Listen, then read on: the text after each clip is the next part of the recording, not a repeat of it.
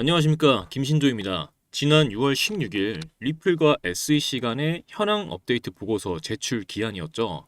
오늘은 요즘 주목받고 있는 리플의 상황에 대해 정확하게 그리고 손쉽게 설명해 드리겠습니다.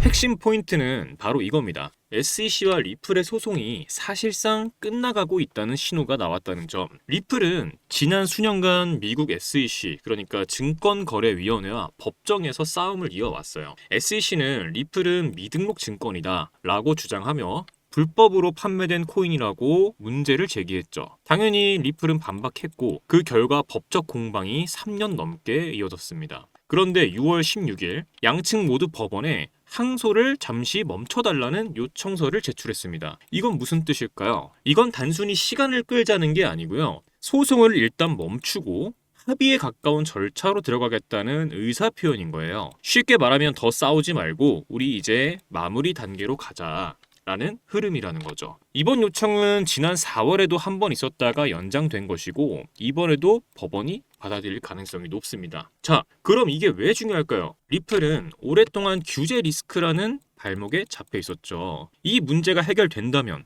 제도권 진입은 물론이고 리플을 활용한 송금 결제 시스템이 확대될 것이고 무엇보다도 심리적 저항선이 해소되겠죠. 그래서 전문가들은 이미 이런 분석을 내놨어요. 리플은 기술적, 심리적, 기관 수요 이 3박자가 맞아 떨어지고 있다. 이번 흐름에서 저항 구간만 뚫어준다면 전 고점도 가능하다라고요. 또한 지금 미국 의회에서는 지니어스 액트라는 암호화폐 규제 명확화 법안도 논의 중이죠. 이 법안이 통과가 되면 리플처럼 실사용 목적이 분명한 코인들이 이제 제도권에서 보호받게 됩니다. 정리해보면 리플과 SEC의 소송이 사실상 막바지라는 거고 리플이 제도권으로 들어갈 수 있는 입구가 코앞에 있다라고 해석할 수 있는 부분이에요. 자, 여기서 가장 중요한 부분, 리플 내부에서도 이미 굉장히 의미 있는 변화들이 나타나고 있다는 점입니다. 리플은 단순히 결제 네트워크를 넘어서 미국 달러와 1대1 연동된 자체 스테이블 코인을 통해 CBDC, 즉 중앙은행 디지털 화폐 인프라까지 넘보겠다는 구상을 보여주고 있습니다. 이 부분이 중요한 거예요. 리플은 이제 단순한 송금용 코인이 아니라 블록체인 기반 글로벌 금융 인프라 플랫폼으로 진화를 하고 있는 겁니다. 게다가 온체인 데이터를 보면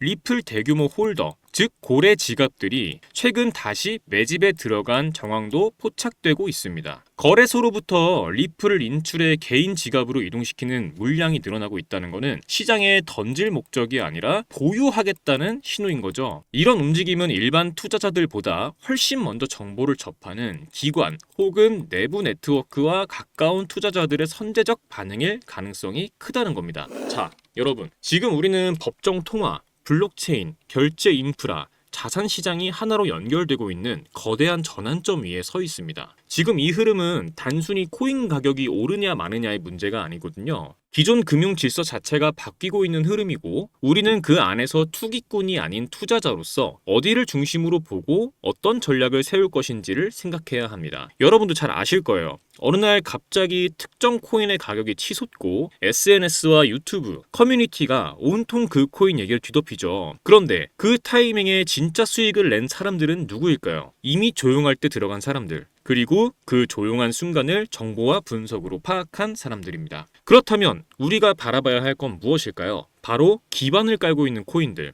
즉 기술과 인프라, 그리고 구조적인 연결고리를 가진 자산들이거든요. 지금 리플과 스테이블 코인을 중심으로 벌어지는 이 변화 절대 가볍게 볼 수가 없는 거거든요. 그리고 저는 지금 이 판 속에서 조용히 움직이는 하나의 코인을 계속 주시하고 있습니다. 이 코인은 이제 막 태동했고 언론에서도 다루지 않았어요. 그럼에도 제가 이 코인을 주목하는 이유는 이 코인이 리플 네트워크 위에서만 발행, 전송되는 구조를 가지고 있다는 점입니다. 그 말은 리플이 커지면 커질수록 자연스럽게 이 코인의 쓰임과 가치도 함께 확장된다는 뜻이거든요. 이미 일부 기관들이 이 코인을 활용해 실사용을 시작하고 있고 특정 계약 구조나 데이터 전송 혹은 결제 처리에 이 코인을 활용하고 있는 정황이 확인되고 있습니다. 그래서 그래서 저는 이걸 리플의 그림자라고 얘기하거든요. 예를 하나 들어볼게요. 과거 이더리움도 처음엔 플랫폼 코인이라고 하면서 거래는 느리고 수수료는 비싸다고 외면받았지만 그 위에서 수많은 D앱,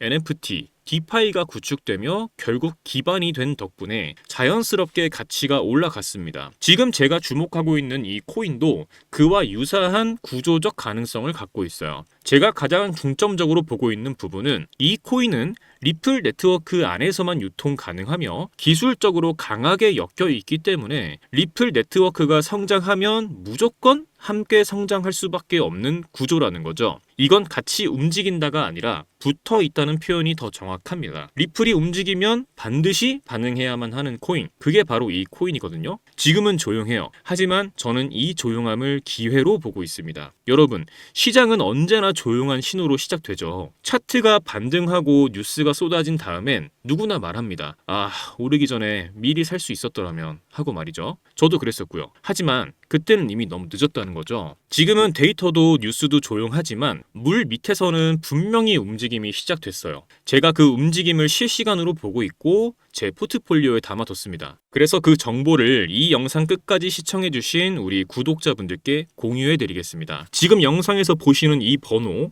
영상 하단 더보기란에도 적어두었습니다. 이 번호로 부자라고 문자 남겨주시면 정보 공유해드리겠습니다. 금전 요구 절대 없습니다. 진짜 필요한 분들에게 진짜 정보만 드리겠습니다. 편하게 문자 남겨주시고 정보 얻어가시길 바랍니다. 지금 우리가 함께 보고 있는 이 흐름은 단순한 반등이 아닐 수 있어요. 새로운 판이 깔리는 첫 움직임, 그런 흐름이 될 수도 있습니다. 선택은 여러분의 몫입니다. 지금까지 신조 있는 코인 투자 김신조였습니다. 감사합니다.